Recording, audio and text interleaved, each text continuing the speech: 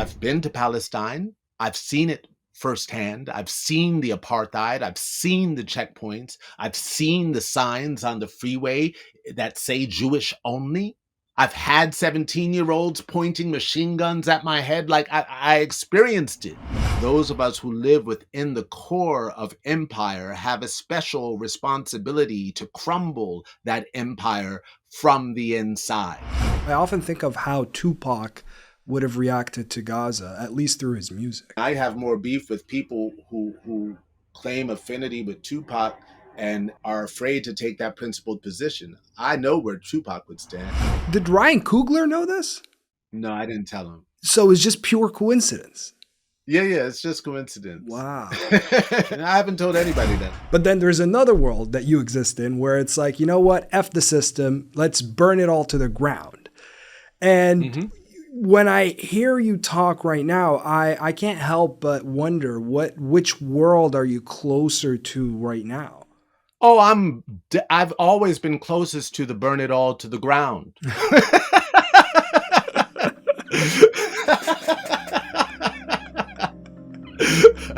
You know, to call my next guest just an artist would be a massive disservice. He's as genre-defying as he is relentless, a tireless source of creative energy and political fervor. Saul Williams, actor, poet, rapper, activist. I really could keep going. You've seen him recently in Ryan Coogler's powerful blockbuster hit Sinners. But as layered as that film is, and trust me, it's stacked, that's not the only thing we're going to talk about.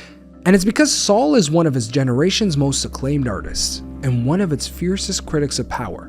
Whether it's US foreign policy, capitalism, or white supremacy, he just doesn't shy away. And so, on Real Talk today, we're joined by him to talk politics, the power of language, and the role of art, all in the shadow of Israel's war on Gaza. Saul Williams, it is such a pleasure to be speaking to you today. It's a pleasure to be here. Thank you so much for having me. You know, I was listening to Martin Luther King on my way in this morning, and what an album! What an album! Seriously, it's just you don't hear music like that anymore, especially like songs like Burundi, for example. Thank you. Yeah, you know, that album is centered around the work that I was doing surrounding my directorial debut, where I co-directed with Anisia Uziman, our film Neptune Frost. And so in writing that film, we were doing a lot of research about what was happening and is happening in the Congo, surrounding the exploitation of minors, and, all of these precious resources that are utilized in our phones and laptops, and of course drones and surveillance as well. And so, yeah, Martin Luther King, I was very deep into. Like, actually, I was the first part of screenwriting for me was in writing those songs. I kind of found the voices of the characters and the story itself through focusing on those songs. I was channeling all of the reading and research that I had been doing into the music. You know, speaking of resources, there was this story that I think I heard you in an interview talk about, where it was related to the Kanye West song from Late Registration, Diamonds from Sierra Leone. And you actually, when you met Kanye, you had a role to play when it came to actually naming that single. Indeed. In fact, when Kanye wrote that song, of course, it was originally titled Diamonds Are Forever.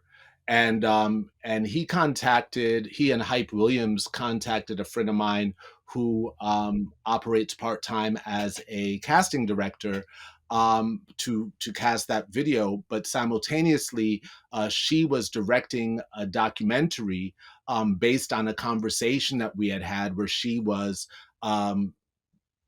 visiting the camps surrounding diamond mines in Sierra Leone, and meeting like people that had been, children that are amputees because of the militias that would come in. And she was just sort of discovering, the connection between those resources like diamonds, and of course what's never told to us on the side of the consumer. And so she said to Kanye and to Hype, I'd really love for you guys to meet my friend Saul. I had met Kanye before, but and I had met Hype before as well. But yeah, they called me in. They called me into a session when they were editing, well, before they shot the video. And they were like, yo, we were really inspired by what your friend Tiffany told us. Could you tell us more? And so, yeah, I told them, what I knew at the time about, what was happening in places like Sierra Leone, surrounding diamonds and other precious resources that serve as the foundation of the global market, but where Black people and all sorts of poor people are exploited as a result of those markets, and how that exploitation is not known. And Hype Williams and Kanye decided on that day to make the video about tracing a diamond. And they changed the title of the song after our conversation to Diamonds Are From Sierra Leone. And so, yeah, I mean, I think that maybe that serves as an example. I mean, the song was already written, and so it doesn't really document it in the song, but it does kind of speak to the fact that if you simply engage artists or people with information, it allows them the possibility to act on it, you know? And there's probably a number of people who had never thought about where do these diamonds come from before they encounter that title. And so it's just a small example of how things can play out on the larger sphere. Knowing you and knowing your work, I feel like if you had it your way, the song wouldn't have been about flashy or blingy diamonds or anything like that. No, I mean, I'm someone who has really always, because of my upbringing, and because of the art that I was exposed to as a child and the artists that I was exposed to as a child, understood the role of art essentially as propaganda, understanding that that states, that ruling powers use art to propagandize ideas, and whether that's in the American, like blockbuster, Top Gun, or anything that's put out there to give an idea of what America is to people outside of America. Like, people talk about box office and all of that, but they're also extremely interested in projecting an idea of themselves. A lot of art is, and a lot of art where the big budget comes behind it is like, well, these are the stories we tell about ourselves. And those stories are not necessarily embedded in truth. They're embedded with propaganda that is there to indoctrinate you into looking at things a particular way. We see that playing out right now. I mean, we know how Hollywood has cast Arab men, for example, for ages, Being vilified, as sure. terrorists, Yeah. right? As terrorists. And it's only now that people go, oh, wait, you mean to tell me that the producers of these films were Zionists? You mean to tell me that they were trying to plant in my mind, like, when that they, that the director themselves might have said, no, no, no, put that guy in a keffiyeh. Right. A you know Palestinian It- keffiyeh, sure. yeah, the goal has often been to operate not just with large power, but with soft power that seeps into the subconscious, and allows you to kind of not question this idea, this ridiculous idea, that for example, like I said, that Arab men are terrorists or something, or Black men are crooks and rapists, which is like, we saw that from the very first film. The very first feature film ever made is a film called Birth of a Nation. And Birth of a Nation, by D.W. Griffith. This film came out in 1915. It's the first feature of all time. And in this film, not only are Black men depicted as sexually starved and rapists, but he also, in this film, depicted what at that time had been extinct since 1872, the Ku Klux Klan. The Ku Klux Klan had stopped existing after 1872, after the Reconstruction era in the United States. But in this film, he depicted these men as the saviors of white people and of white womanhood. He decided to costume them in white robes. Before then, the Ku Klux Klan never wore white robes, never wore white hoods. He decided to show them burning a cross. Before then, the Ku Klux Klan never burned crosses. I tell you now that the Ku Klux Klan in the United States was reborn as a result of that film. And when they came back with white robes and burning crosses. And for the next 60 years, 50 years in the United States, Black people suffered tremendously from violent white mobs that would lynch us, right?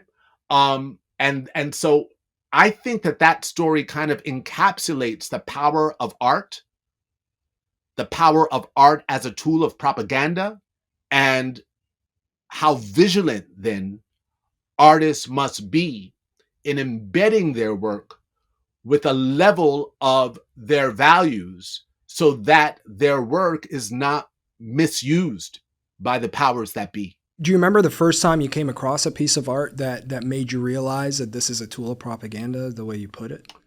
Well, yeah. I want to be clear that when I say that, like, there's a history of artists, like, and not only artists, but of thinkers, like in the African American tradition, we have people like Paul Robeson or W.E.B. Du Bois, who said specifically that we must use art as propaganda, right?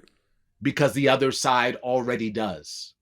And so it's from that you have work that talks about Black people loving themselves or finding themselves beautiful despite how they're depicted in the media. It's because of that movement, a very conscious movement to say it's important that we depict ourselves in a particular way to combat the propaganda. So we have to create our own propaganda. So yes, I remember clearly growing up and watching plays like The Dutchman by Mary Baraka, like My Children, My Africa by Athol Fugard, like For Colored Girls Who Have Considered Suicide When the Rainbow Was Not Enough by Ntozake Shange. I grew up completely inspired by political theater. And in terms of music, there is a specific moment in my adolescence. Like, I grew up in New York. And so I was lucky enough to kind of witness the birth of hip hop.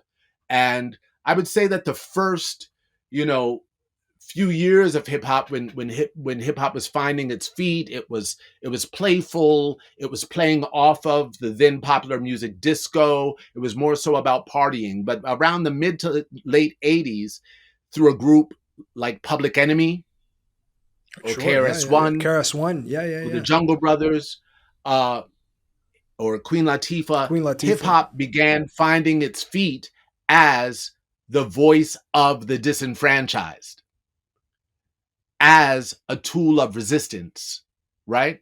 So that Fight the Power is a propaganda song by Public Enemy. It's propaganda for the left to enlist more people into the left, So yes, I've heard, and I've heard all sorts of propagandistic songs throughout my throughout my upbringing. I remember you mentioned Kanye. And I remember in 2003 or 2004, right around the time when the US started its, in response to 9/11, and they started their quote unquote war on terrorism, right?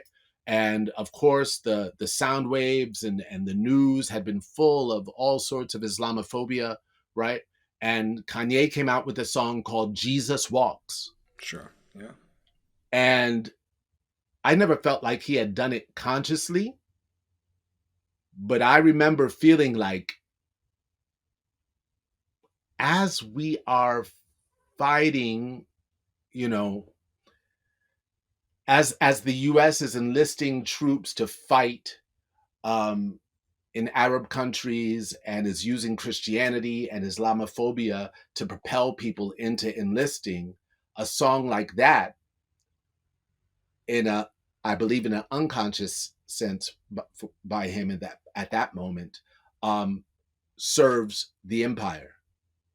Because in fact, one thing I learned on tour, and I toured with groups like Rage Against the Machine and Nine Inch Nails and System of a Down. One thing I learned on tour was that I would often encounter veterans who would be like, yo, we used to listen to your music in a tank. And that's why I decided I had to leave the army, actually, because we were listening to you guys as we were, in a tank or in the cockpit of a fighter jet or what have you. We were listening because, yeah, those guys are listening to music too. And so it became my,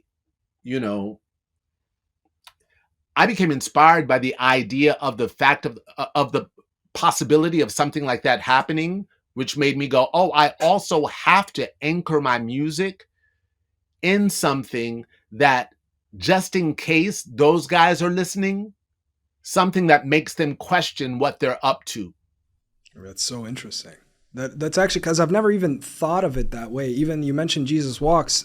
My understanding of the significance of that song is the fact that Kanye released it in a way to counter what was so-called immodest at the time, immodest hip-hop music, and the fact that, no, he wants to actually center it around religion and Jesus. And I think I heard Jay-Z talk about it at one point as well in an interview where he was saying that this is how Kanye succeeded. They were playing Jesus Walks in the club. Yeah, I think that all of that is true, and it is what it is. I'm just speaking on how I understood it at the time when Islamophobia was rampant and all of these evangelists suddenly had a song that they could blast that didn't counter their narrative. You understand? That's so like I said, I don't believe it was a conscious thing. Whereas now, an artist like him may be consciously making choices very different from where we were then,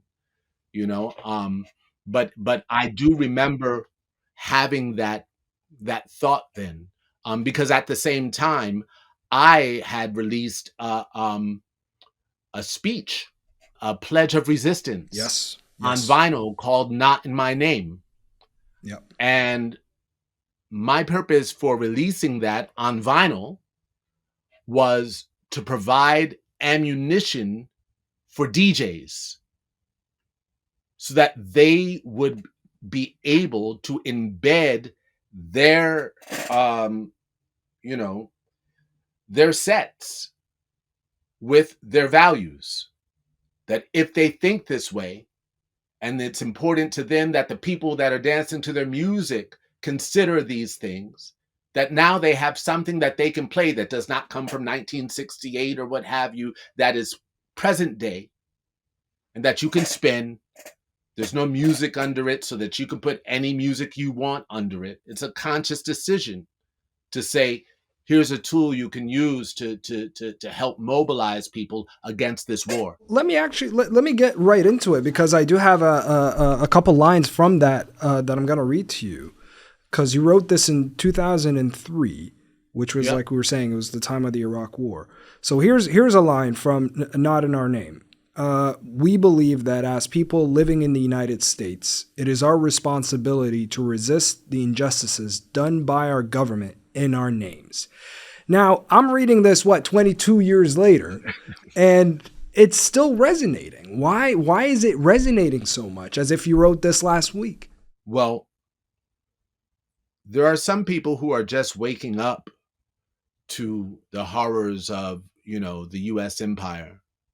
As I mentioned, I grew up in a household where we were embedded with truths about our country, where we were told to be very careful of anybody who was patriotic or that would wear or wave a flag. My mother told me, the same time there's the famous talk that Black mothers give their children, in terms of the police.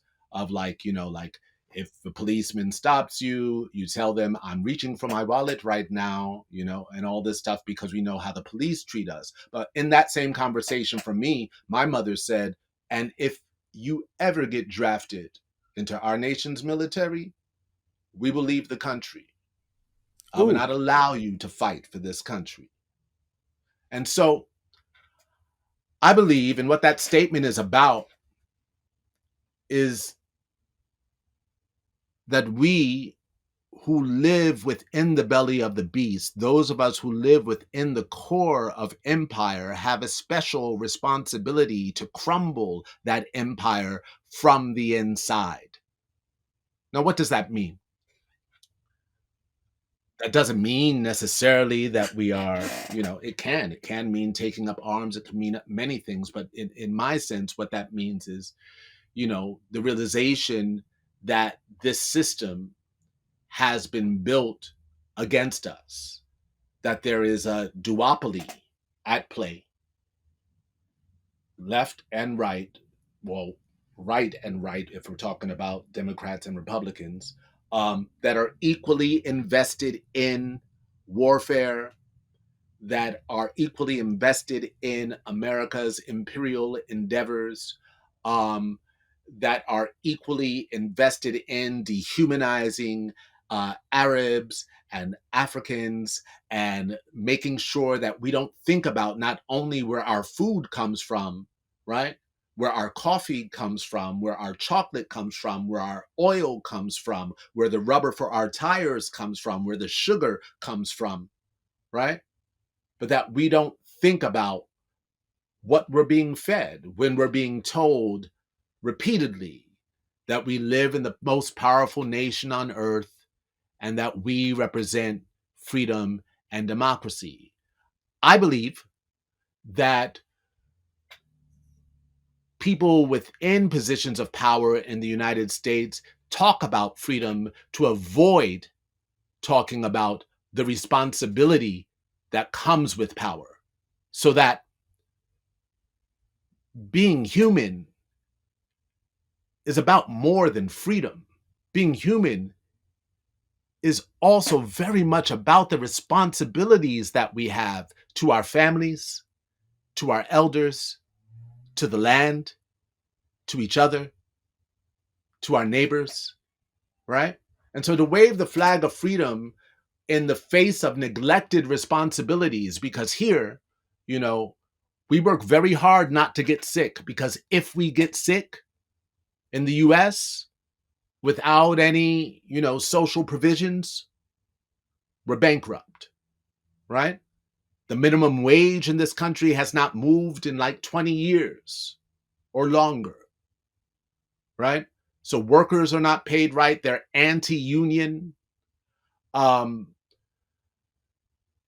Education-wise, they are against us learning our history, right?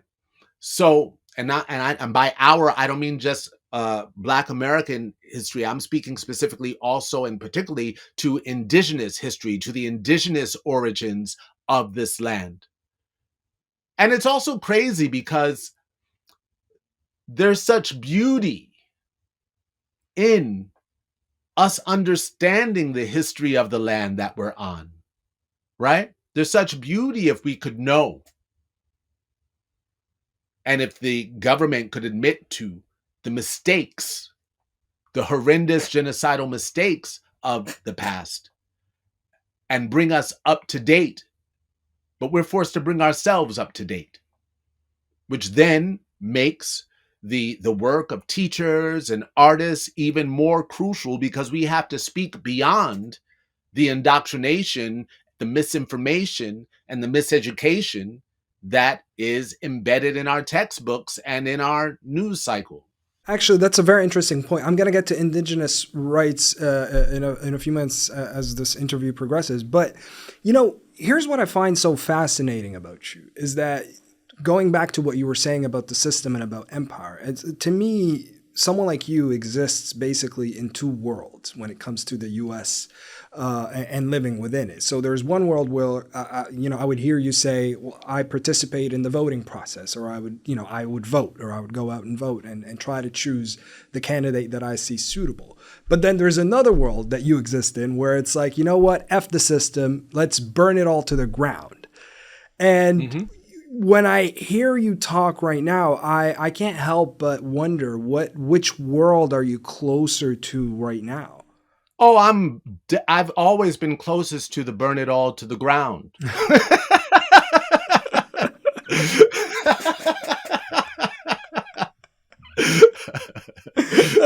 I regret to inform you. King Kong. However, I think of someone like Kwame Ture, who was known also as Stokely Carmichael during the civil rights movement before his name change into Kwame Ture, who literally put his life on the line for Black people in America to have the right to vote.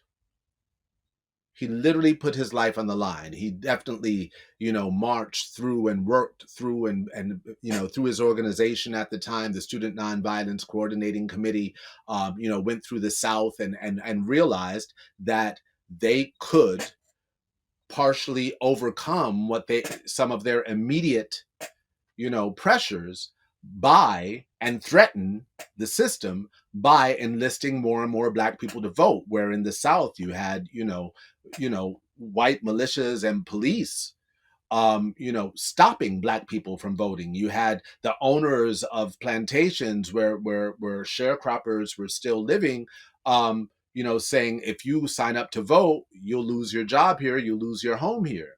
And so he and many youth of that time worked entirely and got beat up and imprisoned in order for people to have the right to vote. But if you ask Kwame Ture, who was he voting for? Oh, he was like, oh, no. I'm not voting for Democrats or Republicans. They're both racist. But he gave his life for people to have the right to vote. But he also was speaking to the need of a new party, a party that actually represents the people, a party that actually represents workers. You have to understand that if we were successfully to build a third party in the United States, that too would be a form of burning the system to the ground. Because the system as it stands has just two parties. One that tells you exactly what they're going to do, and the other one is controlled opposition, who act like they're upset, who act as if they're opposed, but actually have the same sponsors and donors behind them, and who have an allegiance to those donors more than they do to their voters. And this is also happening at a time when, everybody's kind of dumping on the Republicans. They're the ones who are a threat to democracy. They're the ones who are a threat to our freedoms. But somehow the Democrats don't get that same treatment, even though a lot would argue, and I know you would be the first one, that they are just as big as a threat to America's democracy. Well, this is how we say and are clear on the fact that Palestine and the genocide in Palestine was very much revealing in terms of unmasking the politics and the politicians of the Democratic Party and truly of both parties and then outside of America of the global elite worldwide. This genocide began under Joseph Biden. And we saw and heard students across this country speak up and out saying, no, this is not complicated. This is colonialism. And we saw, it wasn't the first time, but it was truly a horrendous thing to see, and it's still ongoing. We saw the political administration turn their backs on students. It's very rare that student movements have been on the wrong side of history. Going back to Kwame Ture, when he gave his life for people to have the right to vote in the South, he was a student at Howard University at the time. That was part of the student movement. The civil rights movement would not be the movement that it was without students propelling it, right? Saying, no, I need to see these changes within my lifetime, right? And once again, we have students right now who are saying, no, I need to see these changes within my lifetime. I am not comfortable with part of my tuition going to funding arms companies. I am not comfortable with, my having to choose between someone who's pro-genocide and someone who's pro-genocide. So very clearly, before this election occurred, it became evident that the majority of the Democratic Party was fully aligned with the idea that they had every right to kill and ethnically cleanse Palestinians. Of course, this history did not start in 2023. It's a 77-year-old history, right? And during that 77 years, like I said, it's been, the forces were working to indoctrinate us against Palestinians and Arabs for a long time. I've already mentioned the sort of thing that we would see in films, right? In the news, in literature, all of this unquestioned anti-Arab, Islamophobic, anti-Palestinian hate, unquestioned, right? They became the punchline of jokes after 9/11. The U.S. utilized that moment to go deeper into that bag in the same way that Israel and the U.S. and Western powers are utilizing October 7th to go deeper into that bag, even though you have, Israeli generals telling you exactly what they're doing. There's no denying. They're bragging about it, right? So now when you see someone like a Chuck Schumer or a Hakeem Jeffries or, even a Bernie Sanders, someone who has insisted on something that is actually against international law. And they know it. That's why they say it. Like when they say Israel has a right to defend itself, they know that Israel is an occupying nation and that international law says that occupying nations have no right to defend themselves against occupied people, and that occupied people have the right to take up arms against their occupiers. They know that. That is why they sloganize their, malfeasance. They sloganize their position against international law and repeat it. Bernie Sanders is guilty of that. They're all guilty of that, knowing that it's not true, but thinking that if they repeat it enough, that we'll begin to repeat it with them. And I refuse. And so many of us refuse. And so, yes, the Democrats are tools of empire. This is not the vision of the future of humanity that many of us people on the ground hold. And it can be very difficult to extract yourself from party politics and see both sides as, evils. So what would you say to liberals right now who are basically, I'm sure you've seen this rhetoric and discourse on social media where you'll have a lot of liberals saying, well, kind of putting the blame on Muslim Americans, other minorities who have decided not to vote Democrat. And they'll say stuff like, you know what, this is what you get for not giving Kamala your vote. This is what you get with Trump. You thought it was bad with Biden. It's only going to get worse from there. So thank you for giving us Trump. That kind of discourse. Yeah, I would say that they are, it's Maya Angelou who says, when people show you who they are, believe them. There's a reason why it's been said that liberalism is the left wing of fascism, right?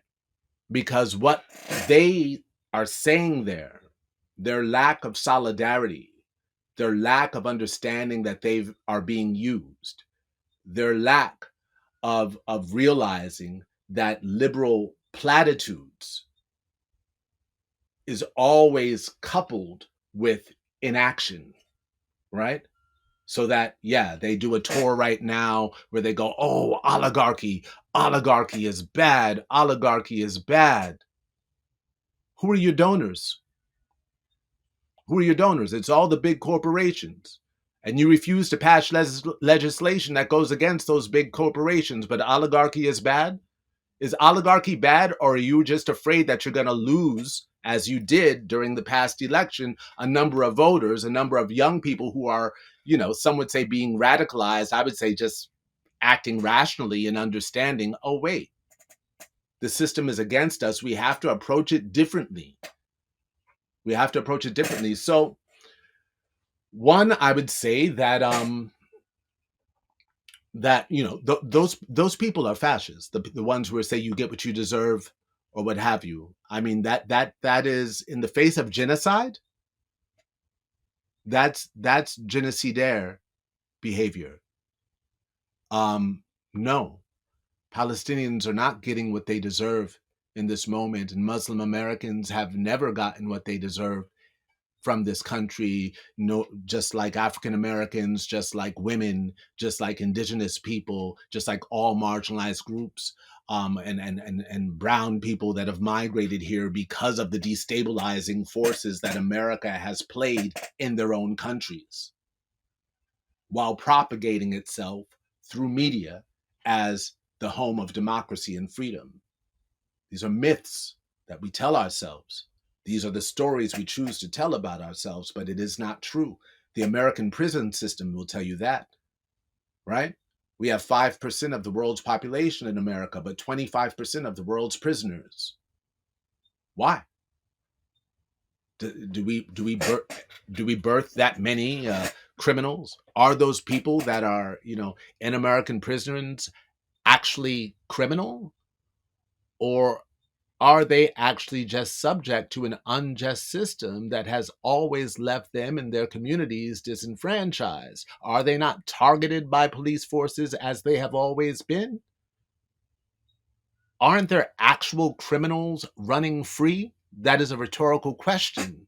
Clearly, we have one in office right now as the president of the United States. Clearly, we have some in the Supreme Court. Clearly, we have some, in all facets of American life. But because of their social positioning, they are not labeled as criminals. But the person who steals milk to feed their family is the one who suffers, as opposed to the legislation that provides milk in the richest country in the world for all people.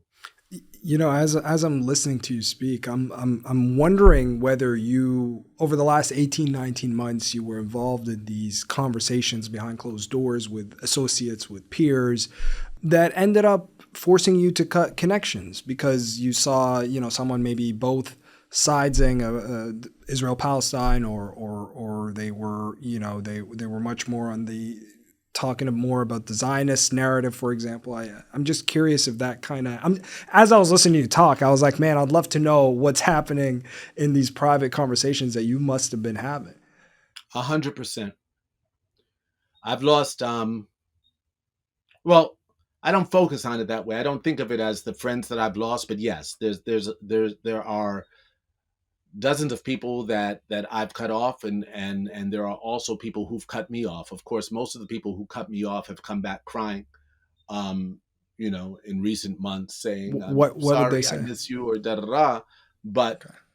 I have friends who consider themselves, or ex-friends who considered themselves or consider themselves advocates for social justice, who thought I was speaking too much and shaming them essentially by speaking too much, who attempted to quiet me, who used all types of ploys to see if they could silence me. Um, I've had, you know, people that I have worked with, from label heads to publishers, to agents, literary agents, and booking agents, um, all sort of tread ground in interesting ways, or not so interesting ways, in regards to this moment. Yes, it's affected me tremendously. Have had projects that I've lost. Um, Even the next film, the funding for the next film that my partner Anisia and I were about to direct in 2023, in 2024, that producer ended up being a huge Zionist. And And he pulled up. from the day I spoke up, was like, we were greenlit. We had agreed to all terms, like we were waiting for the final papers from the lawyers to sign to move forward. No, we were ready to go. But here's the thing: for someone to, even if we put that specific situation aside, for someone to come and tell you that, you need to quiet down, you're talking too much. To me, that's crazy, because you've been outspoken for pretty much all of your life, all of your career. So what was so different about it this time, other than it was related to, Israel, Palestine, and Gaza, the Middle East? Some of those people were liberals, so that some of them were like, uh I hear you, but the election is coming up, so we need to be really careful, without acknowledging that people like me were essentially like weather reporters. We were letting you know what's coming. We were signaling even to the Democrats, saying, look, if you maintain this position, you're going to lose. There are too many of us. We understand too much. You know, education is the only thing given that cannot be taken away. We've already been educated on the topic. And so when we hear, I don't know, Kamala Harris or Chuck Schumer or any of these people say this stuff, we're like, but you're lying. But you're lying to us. And so, out of fear of what's to come, you're asking me to embrace your lies. Obviously, a lot of people are like, I can't do that. I can't do that because you're arming and facilitating a genocide. And I have to live with myself. I have to live with myself. And so, yes, I'll walk through the hardships of Trump with you. And by that time, you will eventually be by my side. You will eventually understand what we were flagging. You will eventually understand why we were saying free Palestine and stop Cop City in the same sentence, and trying to expose to you how these things were connected. We do not want to have to go through this, but we also understand the importance of being principled and embracing the struggle as it comes. I too would love to not have to think about politics. I would love that. I would love that. And, in regards to Palestine, um, because lots of things have happened before Palestine where perhaps I was not as outspoken as I am now. But in regards to Palestine, I also have and had a personal connection, aside from the fact that I've been to Palestine. I've seen it firsthand. I've seen the apartheid. I've seen the checkpoints. I've seen the signs on the freeway that say Jewish only. I've seen it. I've seen children playing soccer with spent illegal U.S. grenades wrapped in rubber bands to make a soccer ball. I've had 17-year-olds pointing machine guns at my head. Like, I experienced it and was disgusted by it. So there's that. There's also the fact that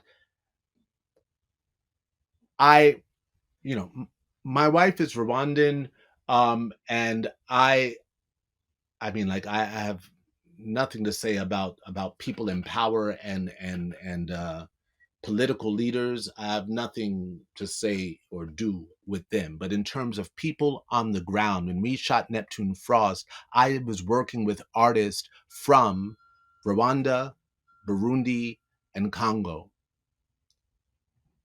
Most of them were already survivors of the genocide against the Tutsi. Most of them had been orphaned, had lost siblings. I have spent perhaps the last 15 years of my life surrounded in many ways by genocide survivors, not seeking them out. It just ended up being the company I was around because of the work that I was exploring. And I also know from their accounts what it feels like when you are being butchered and you feel like no one is talking about it, that no one cares. When genocides of the past went on, there was no social media. There was a greater chance of you not hearing about it, right? I remember during the Rwandan genocide against the Tutsi in 1994, watching CNN. And I remember being upset because they spent about 30 seconds talking about what was happening in Rwanda, and then about 2 minutes talking about how that endangered gorillas and the wildlife. Jeez. That's real. Yeah, I'll never forget that. I'll never forget that. I was in college at the time, and I saw it and was just like, wow. But we had already realized the split between, the kids who were saying save the whales and save the dolphins, which is correct, but we're ignoring principled positions against imperialism. And so, yeah, I forgot what your question is. No, let's keep going. I'm just, like I said, I'm captivated myself. I forgot my question.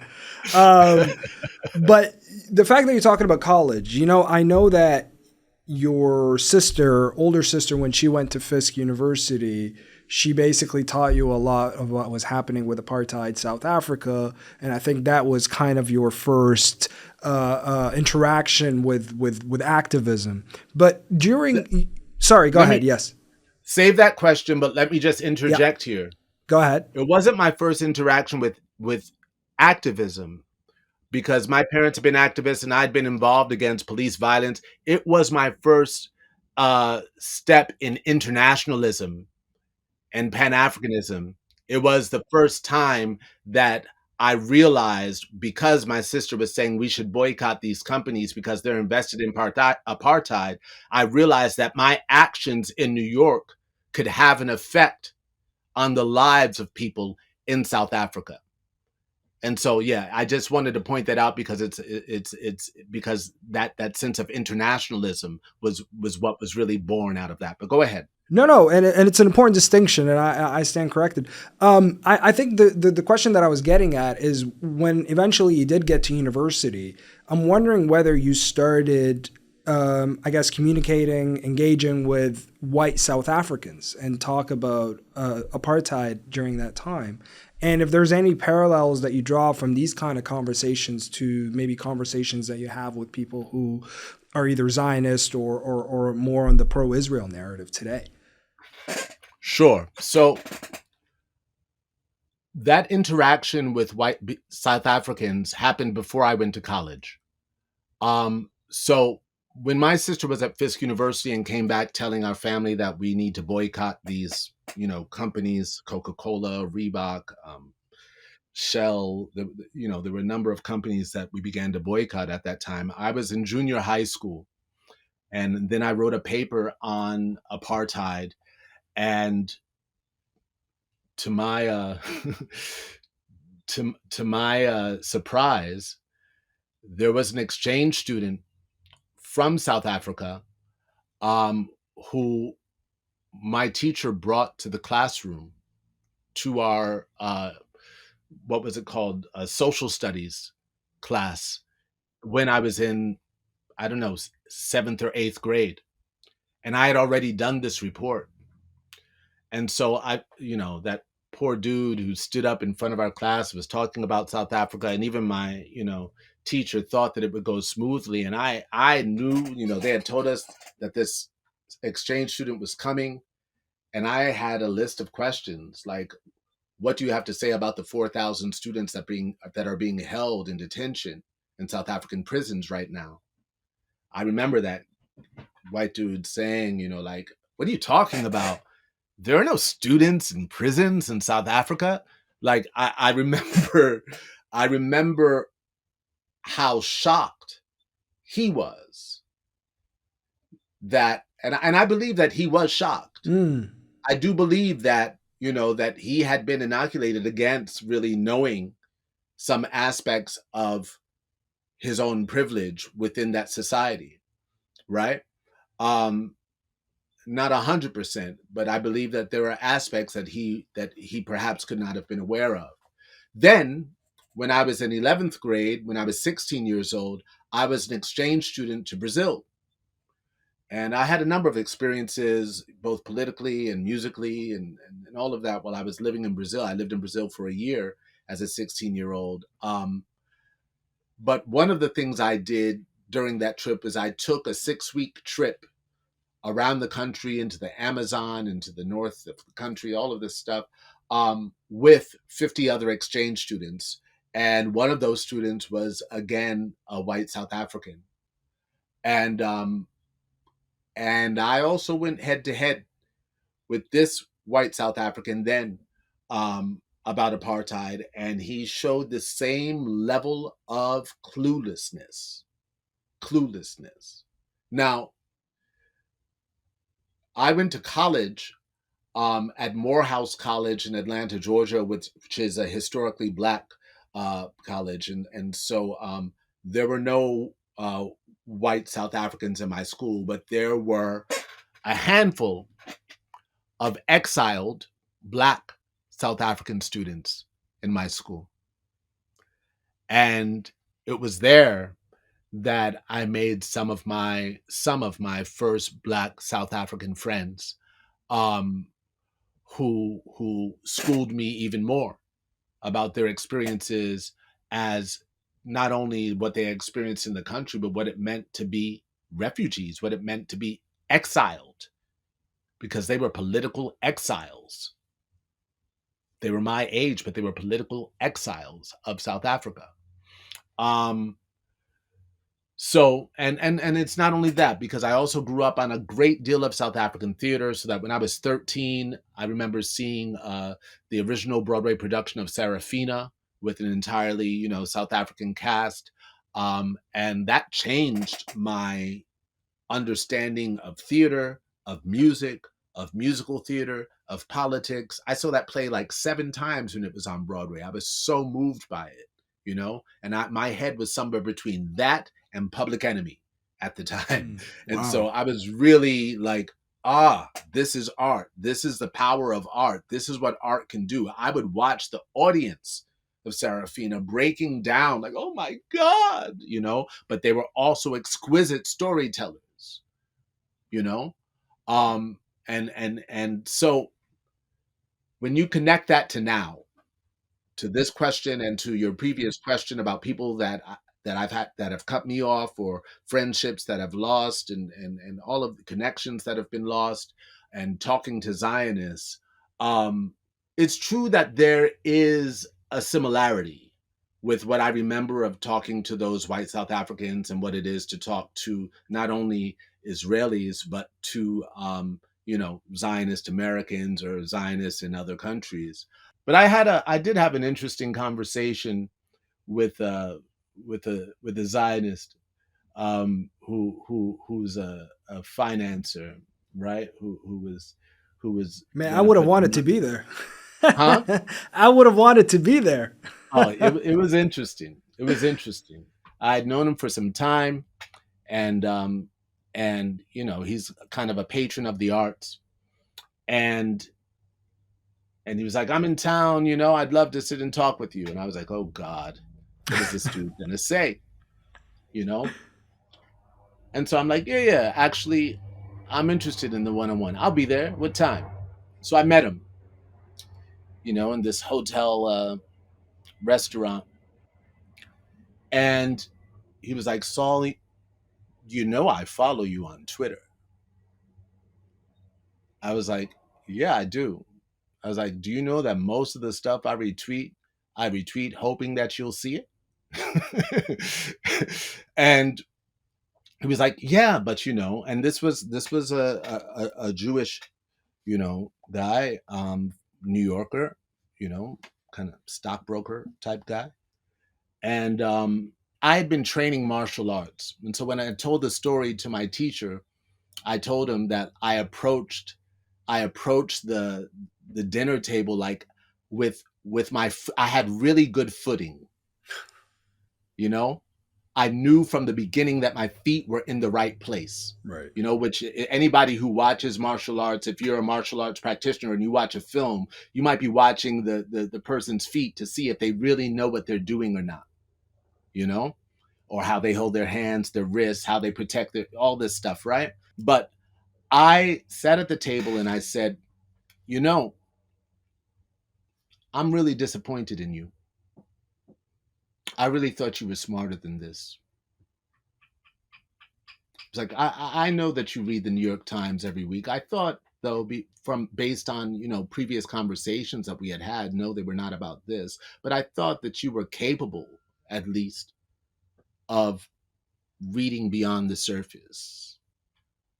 Not to mention that I thought that you were capable of empathy, but I thought that you were beyond this sort of way of thinking. And so it put him on the defensive, like, well, what do you mean because also this is an elder, right? This is not somebody my age. It's someone 20 years older than me, right? So I'm like, I'm disappointed in you, bro. I'm disappointed in you. I can't believe that you would be, a Zionist. What we have to be careful about Iran. And I'm like, dude, really? You're coming with these sorts of talking points? It's like, have you ever read this? Have you ever read this? Have you ever considered this? And it was very interesting to approach this elder from the perspective of, because he's someone who like respects me as an artist, or that's what they say. I know they respect me as an artist, and is always saying, like, using words that I don't appreciate, like, your work is da da da da, and I'm like, yeah. I don't need to hear that, but to approach that guy like, I'm really disappointed in you, it brought out something that then he was like, can you give me more information, because I really, really it's it's my wife who's more on the side. I'm kind of with you. You're right. Like, it put him in this sort of thing, and I'm like, and I know it's just lip service, right? But yeah, I've been forced. I've had much more horrific conversations than that one, you know, um, where my footing may have still been correct, but they were accusatory in a way that made no actual sense. And it was really hurtful because sometimes it's people that I've had in my own house, you know, um, people that I expected more from. And that's pretty much the sentiment that I share with anybody that I've ever worked with or have been connected to through my work, that's close enough to like have my phone number. I express my disappointment in them. I express my really deep disappointment. Like, I expected more from you. Like, what business did you have befriending me? What business did you have interacting with me? What business did you have, you know, maybe meeting my children or anything like this and holding views like this? Yeah, but you have to understand that. I'm like, really? Really? Like, you just want me to take this propagated line? Like, seriously? You're someone, if somebody's going to be in your inner circle, if they're going to come into your life and they're going to be close to you, they need to come correct with their views. You're very adamant on this. Well, when it comes to genocide, bro. Sure. I mean, like, we don't have to have the same top five. That's cool. But when it comes to genocide, no, I have no business with genocidaires. None. And so, yeah, there's been and I was being honest in saying that I was disappointed, because I am. There's a lot of people that I know. I'm not speaking of people in general. I'm talking about the ones that I know, that know me. Yeah.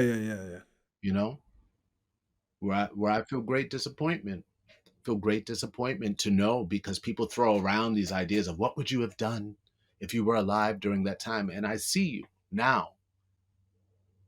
And it was so hard to get you to understand that these things are connected to these things that you value, right? Because, yeah, especially talking about internationalism and all that, where people are so, some people as a defense mechanism are like, I just, I'm focused on what's happening here. We only need to focus on what's happening to here or to us. And I'm like, this is happening here, actually. This is happening to us, actually. This is totally connected to, the migrants, that are being imprisoned or deported. And unless you're indigenous in this land, like, first off, you're a settler too. Your family came from somewhere, you know like, we as African Americans may hold a special position because we did not come here by choice, right? But that doesn't stop us from acknowledging the indigenous of this land, right? But this would take me to a segue. And if I wasn't interviewing Saul Williams, my next question would be, well, what makes you hopeful? But because I'm interviewing Saul Williams, I know that that's not really, I've heard you talk about this with journalists where you would say, like, I don't rock with hope very much. Yeah. I'm not about hope. And you usually you would quote Tao Te Ching, about Right. hope being as hollow as fear.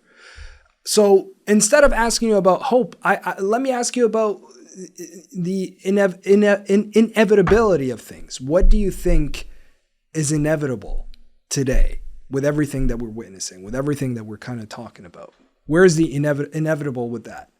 Well, that, I mean, I see that you're schooled in, stuff that I've spoken about. So then that I have an album that's called "The Inevitable Rise and Liberation of Niggy Tardust." When I say that I don't mess with hope, it's not because I don't see a bright future ahead. It's just that I see a more solid investment in understanding that what goes up must come down, so that I see the fall of empire as inevitable.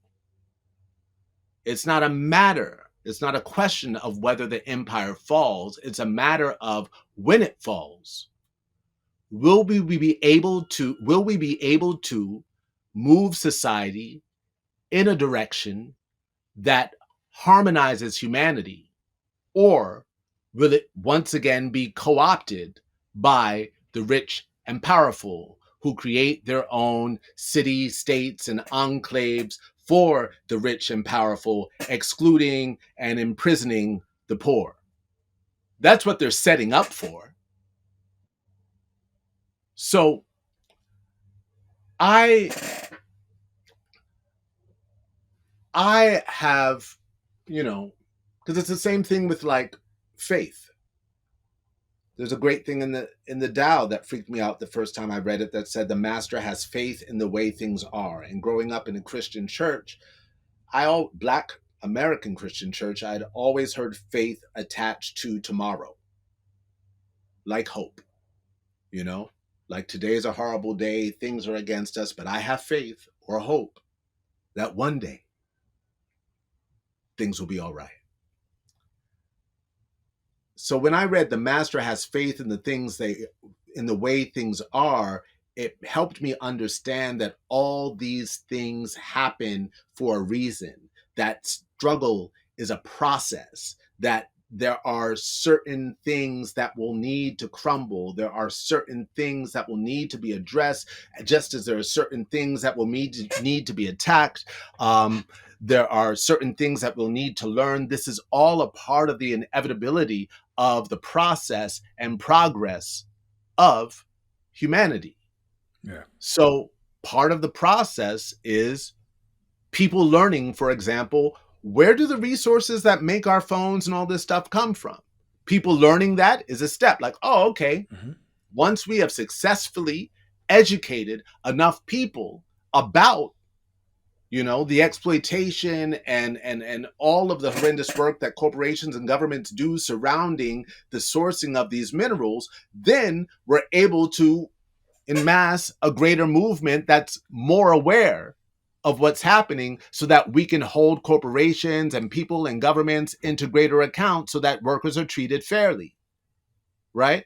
So it's just the inevitability of the process, so that we are essentially following the breadcrumbs that have been left by people who have struggled before us, right? The Fanons, the Aimé Césaires, the Ghassan Kanafis, the Kwame Torres, there's so many people that have struggled before us, and they've told us this is what it will take, and I'm not going to accomplish all of this in my lifetime, So I'm going to need you to take the torch and carry it from there. We have to continue educating just as we continue mobilizing. Adding to those names that you mentioned, I often think about Tupac in light of everything that's happening right now. Obviously, the devastation and the killing, but in terms of the artistic aspect of things, I often think of how Tupac would have reacted to Gaza, at least through his music.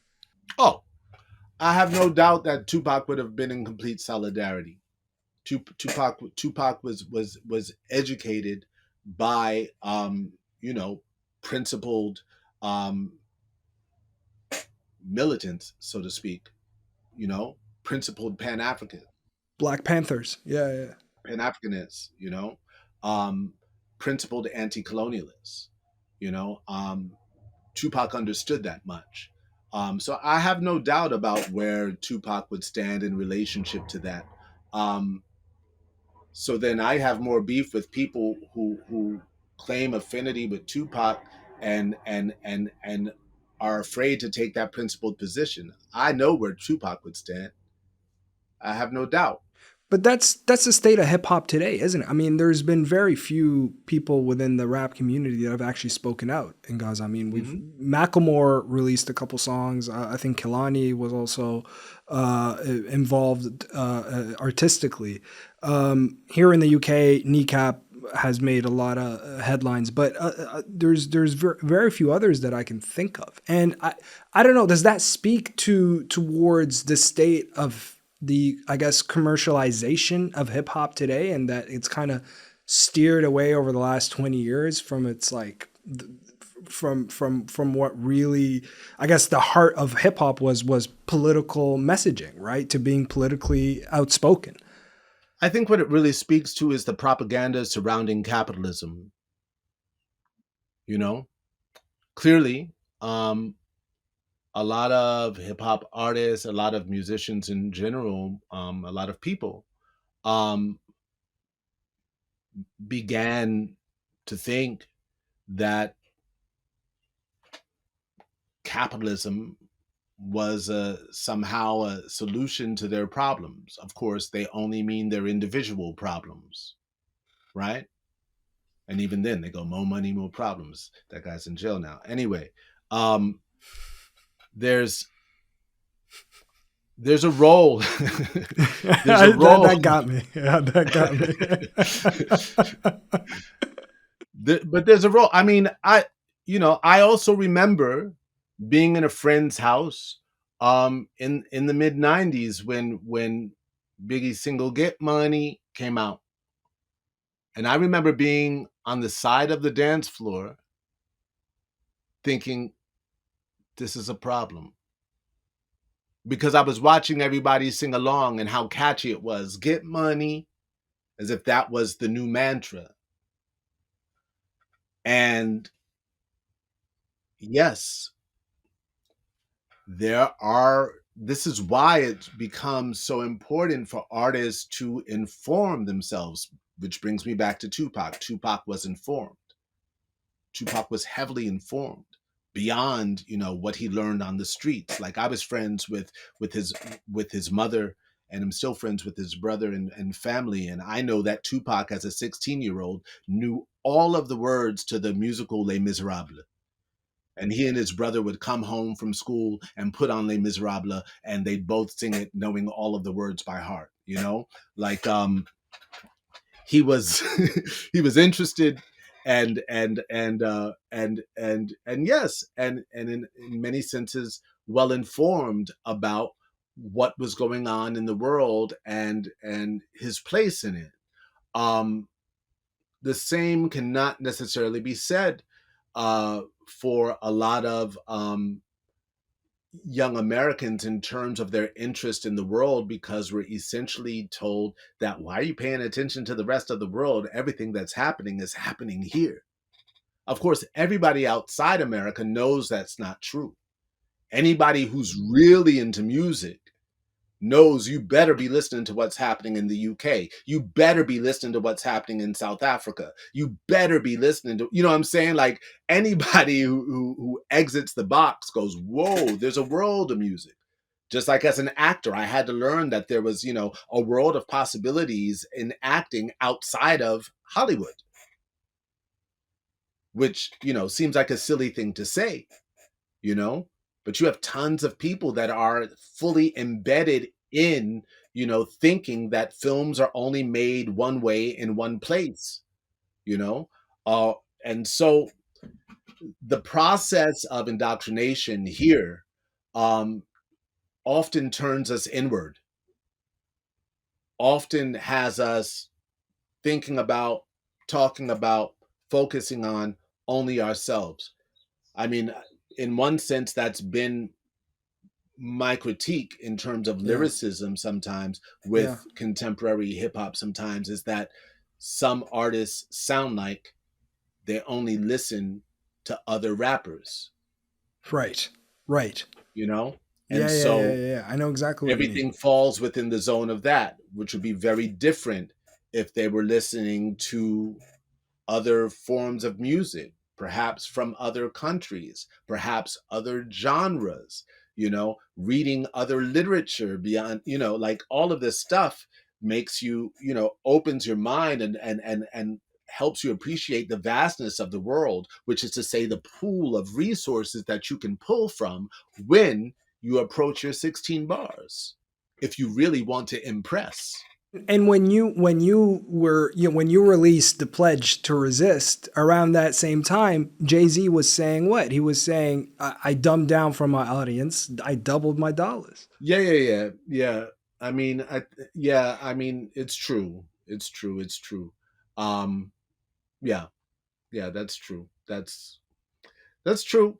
Me, I never was really, I always believed, when I did my first film, Slam, um, there were people who were encouraging me to dumb down the poetry because the character I was portraying didn't necessarily have the same educational background as me. And what I said was, one, this is a fiction. Two, I grew up in the hood and I know tons of kids in the hood that never went to college, but are very schooled, and speak on levels that I struggle to understand, that are better read than me. These are hood people, So your idea of the hood doesn't really match my experience of the hood. So, no, I'm not dumbing it down. The people will meet us where we are, right? And so that was always something that I was opposed to, because I always felt like, not just in music, but that process of dumbing and watering things down actually never served the people. It only served consumerism. It's like watering down the drug that you're selling so that you can sell more. You know, it just served consumerism, but it didn't serve the actual thing that we were trying to do, which is to serve the people through music. Bob Marley didn't dumb down his music. You know, the people stepped up to it. You know, and that's important. That's really important. You know, so yeah. I'm gonna get to Sinners now because I have already taken so much of your time, but I'd love to ask you a couple questions about Sinners, and then we'll Yeah, wrap up if that's okay. yeah. Listen, I watched Sinners twice. I absolutely loved it. I think your role was really, it was one of these. It was like an Easter egg. It was like a cherry on top. It was so good to see you in that film, and the fact that it begins and ends with you made it even better. I'm sure you've been asked this, the fact, and you've alluded to it in our chat right now. The fact that your father was a pastor, the fact that you grew up in a black church, and you playing a preacher in the film. Obviously, I guess, what did that role stir in you when you stepped into it? So when Ryan initially reached out to me and sent the sides, or sent the script, and I learned that I was being asked to call a preacher. One, I was very clear on the fact that that was something that I would be able to have a lot of fun with. I had never played a preacher, and yes, I grew up around a lot of preachers and around the lore of preachers. Now, granted, my father was born and raised in Brooklyn, and so did not have any of the like Southern characteristics that the character I portrayed would need to have. And so I also worked closely with a vocal coach in terms of accent, and had to think about the times, which the 30s and sharecropping and all of these things. Um, but I had a great deal of fun. I remember on set, there was a lot of there was actually, fun is probably not the right word initially, because the scenes that I shot were all shot on an actual plantation in Louisiana. Mhm. And it was my first time on an actual plantation, a plantation that had Oh, preserved its slave quarters. And so I was able to walk up to and actually walk into these preserved slave quarters where enslaved African Americans had once lived. how did that And feel? If I can just kind of ask about that. Yeah, because heavy, sure. heavy. Um, it's a sort of feeling that nothing prepares you for. I mean, granted, when you live in the United States, everything can prepare you for that, because this is all stolen land, and there's blood beneath all of this soil in the United States, you know. Um, but in direct relation to to slavery and a plantation in the South, as a Northerner, as a New Yorker, um,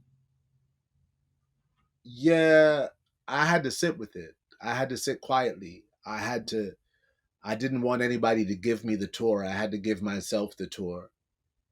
And the church that they built on that plantation for our scenes was still on that ground.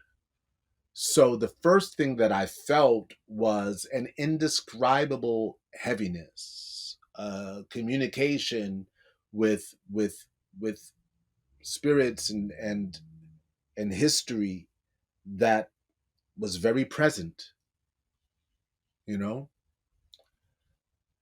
And then to embody a minister within the context of that location, um, yeah, there was something. There was something very difficult to walk through. But I do remember when the church members who were extras in the film, who came um, in their costumes and everything, and you know, we shot that over the course of, I don't know, a couple of days, and I stayed in preacher mode as their pastor. Wow. On and off camera. You know, that was I wouldn't call that fun. It was necessary in order to stay in that zone and to maintain that accent and that relationship to my congregation, my flock, you know, all of that, you know. And so even when we weren't shooting, I would lead them in song and you know, and what have you. It was clear that Ryan was conjuring something that was going to touch a nerve. I didn't necessarily imagine that it would strike the nerve that it has in the public. Which is beautiful to see. Phenomenal. Yeah. Phenomenal. But I do remember reading about that beautiful scene that everybody references, that we won't spoil for people, but there's that beautiful scene that everybody references in relationship to music. And I remember conversing with him about that, and he was conveying to me the fact that they had been doing screenings for test audiences, and that the responses were pretty much split down the middle in terms of black and white, with like black people loving it and white people being like, I don't really know what that was for. See, to me, that's crazy, because this is like a master scene, right? Yeah. And so, and that was my response to him. I was like, not only is it a master scene, but in a film about the blues, I see that scene as your guitar solo. As the director, 100%. that's your guitar solo, and so you can't cut that. And so that's from when I saw it in December before it came out, and so we had conversations then about that, and then I didn't see the film until it premiered in LA, and he told me before he saw it, like, oh, you're gonna see a total different film. Granted, the version I had seen had not been color corrected or anything, so it was bound to be different. But what I also saw was that he kept everything, including the different possibilities of endings. They're all there. And there were questions about whether those would be included as well. And they weren't in the version that I saw. And you know, when I watched your role specifically, I kept thinking, because I kept watching you in the scene, but I also kept watching Sammy, and I was just like, I can feel like you're relating a lot more to Sammy, and I remember watching it and feeling like I wonder what Saul thinks of Sammy the character and his relationship to music. Well, the deepest part of that, which I haven't spoken about, was that you know that my father was a pastor. What you don't know is that my father's name was Sammy. Oh, and so no, I didn't. You're absolutely right. and so when I told my mother and sisters about that and about the fact that I felt like I was his father was not a pastor, but I felt like I was talking to my dad, Oh, wow. not my son.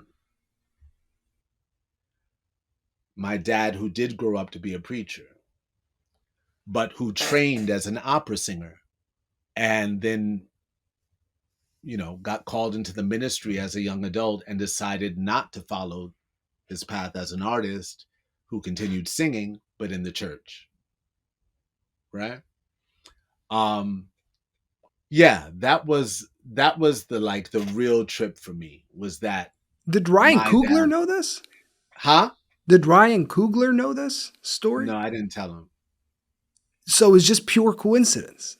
Yeah, it's just coincidence. Wow. Yeah, Wow. it's just coincidence. I haven't told anybody that. I'm just kind of like, yeah, that's part of like the wonderment that was going on in my brain from the first time I read the script, and then especially when I heard Sammy's voice, and I'm talking about when I heard his voice on set. You mean Miles, the actor at this point? Yeah, exactly. Yeah. Miles Canton. When I heard him sing on set, I was blown away. Like his voice is tremendous and old and very much like my father's voice. My father had a beautiful singing voice. And Miles is also from Brooklyn, like my father. So that was the the sort of like, you know, wild spacey connections that were happening inside of me because yeah, that guy who played my son was really reminding me of my father and making me think about what my father's life would have been if he had chosen another path, the path of his singing.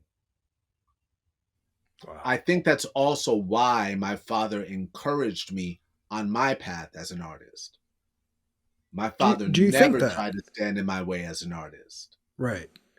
My father respected, I mean, like he did say like, I'll support you as an actor if you get a law degree, to which my mother responded, oh, so you should do your next report on Paul Robeson. But my father, was like sending me to tap dancing class, sending me to acting class, like he would always introduce my son the actor. Like he was very, I remember him listening to my first album in his car and being like, like my dad, whenever I wrote anything creatively, my dad would always call me to like perform it at church, like recite that poem in church, say that rap, you could say that, say it in church, like he was very proud of me Was as he an artist. was he living vicariously through you? Do you feel like that was the notion? I think in terms of being an artist, yes. The rest of it, I don't think he regretted his decision fully. I think that he was really sincerely invested in the role of the minister in the community. Like they were providing mutual aid for a struggling community. They were providing, dinners and breakfasts and financing for people to fly to people's funerals and helping to pay students tuition. Like I think he felt very fulfilled through his work. Personally, I think he really did. I think he was sincere and truly fulfilled through his work. Like it wasn't just a position of being a pastor of a church. He was in the hospitals every uh, Monday visiting the sick and shut in, visiting everybody who was in, who couldn't make it to church. He was doing all of those things in the community, and I can't help but think that he enjoyed that work because he did it so religiously. He was so engaged with being a member of the community and providing services and making sure that kids knew about colleges and that they could know that they should apply and that we'd find a way to help them pay for it. And, like he was really, really engaged in those ways. So I don't think he was necessarily living, fully, vicariously through me. But in terms of the arts, I mean, I definitely saw him, take on a sense of pride. Like he was around when Slam, my first film, came out, when my first book, first album came out. He saw some amazing poetry readings. He saw people's responses, and I'm sure he even laughed to himself when he saw me reciting poems, because I'm sure he was like, and he thinks he's not a preacher.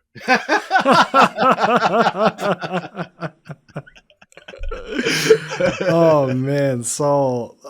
Let me leave the last word with you, and this will be my last question, I promise. Because listen, I don't want to ruin my chances of another interview. So you've said before that your goal is to make work that breathes forever. When I read that, or when I hear that, I immediately think of, especially in relation to everything that we spoke about in Gaza, I think of the poem that Rifat al-Ari wrote, if I Must Die. And I think that's going to be a piece of work that people are going to look back on years from now. And it'll just be a defining poem for everything that we've witnessed. But like I said, in terms of work that, let's say, breathes forever, as you would put it, I want to leave the last word with you in terms of how you interpret that. Well, that poem, you know, it makes me think of something that's been kind of like a personal mantra to me, in my growth as an artist. And I remember encountering this paragraph in a book by Maya Angelou, um, right when I was beginning to slowly identify as a poet. And Maya Angelou was writing about a writing collective that she was in the 70s, in Harlem. And there were other notable writers in this writing collective. But what stood out to me was that she said that she and the other writers had decided that anything an artist writes should be written with the urgency of what they would write if someone were holding a gun in their mouth. When I think of that poem by Rifat, it brings me directly there. Because in many ways, that poem was written with a gun in his mouth. He was born Palestinian in Palestine. I would urge, I won't even go there. All I'd say is that for me, oftentimes, when I'm working on a song or a poem, a screenplay, and I begin the process, which is common for all artists, of becoming critical, of editing my own work, of saying, this is stupid, this is corny, this is cliche, do I need this? Is this strong enough? I always end up by holding it to that test. Would I say this if someone were holding a gun in my mouth? If not, then to me, it's trivial. It's a waste of time. It's a waste of breath. And that's something I don't want to do in poetry. I don't want to waste your time. In fact, I'm trying to do the exact opposite. I'm trying to circumvent all of the thoughts and, concerns that you may have, and maybe juxtapose two words that rattle you to your bone. Kwame Ture did that, right? He put two words together that people were not used to hearing together, and it shook everything up. One of those words meant something that nobody wanted to be, that nobody was proud of being, that signified evil, horrendous stuff, primitiveness. And the other one represented something that people were yearning for, but was only held by the ruling elite and by those who didn't have skin that looked like ours. The two words that Kwame Ture put together in 1964, when he was going by the name of Stokely Carmichael, were black and power. And when he put those two words together, black power, the number of artists that were inspired, the number of movements that were inspired, the number of cultural workers that were inspired, the number of movements that were propelled, movements that were already moving, already in action, but now were given, yes, this means something. This meant something to the Aboriginal of Australia. This meant something to people fighting for indigenous rights. This meant something to people on the continent fighting against colonialism. Black power. Yes, black power. As a poet, I'm looking for that same sort of economy of language, of cutting out all the words in between and juxtaposing these two words that you might think don't belong together, but when you hear them together, open up something in you that goes, yo, let's burn this down. So that's what I'm on. Unbelievable. Yeah, so I have such reverence for Rifat, Mohammed El-Kurd, Mossab, Suhair Hamad, Noor Hind, there's so many Palestinian poets right now whose work has meant so much. There's even more whose names I don't know, who are actually like live tweeting their poems under fire. And I feel like I owe them something.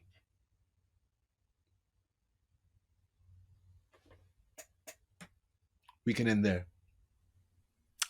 Yes, we can. Saul Williams, I don't even know what to tell you. I thank you so much. It was such a privilege to even have this conversation. Thank you for coming on Real Talk, and thank you for speaking with me today. Thank you.